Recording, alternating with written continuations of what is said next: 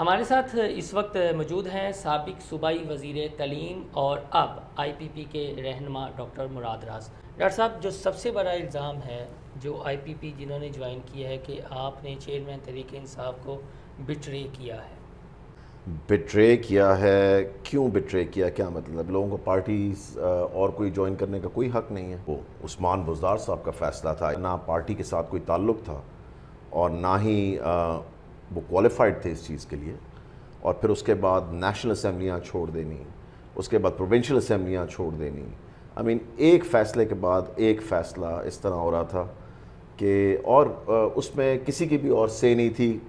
ایک گروہ تھا چھوٹا سا، پارٹی کے اندر ہی ایک مافیا تھا جس کا یہ سارا پلان تھا اور وہ کروا رہے تھے سب کچھ۔ چودھری پرویز لائی جب سی ایم بنے تو ان کی جو کابینہ کے فیوریٹ وزراء تھے ان میں آپ شامل تھے، تو آپ کی رائے تھی کہ اسمبلی توڑ دی جائے یا کنٹینیو کیا جائے؟ اور پرویز لائی کیوں؟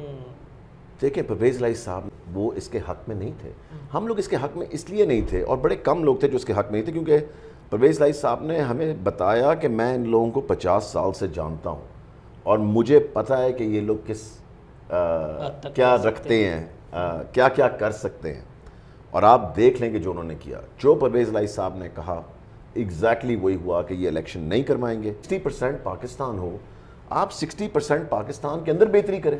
یہ کہنے کے لیے سب کچھ توڑ دیں، سب کچھ اڑا دیں، سب کچھ جلا دیں، اور جب تک میں وزیر اعظم نہیں ہوں تب تک ملک نہیں ٹھیک ہو سکتا۔ اس سلوک کے مستحق ہیں جو ہوا ہے یا ہو رہا ہے ان کے ساتھ؟ نہیں، میرے خیال سے اس عمر میں 78 سال کی عمر میں اتنی سختی میں سے گزرنا اور سب چیزیں میرے خیال سے بالکل بھی I think it's very very unfortunate. 15 سال آپ نے دی، جوانی کے 15 سال بالکل قریب بھی رہے، موقع بھی ملا۔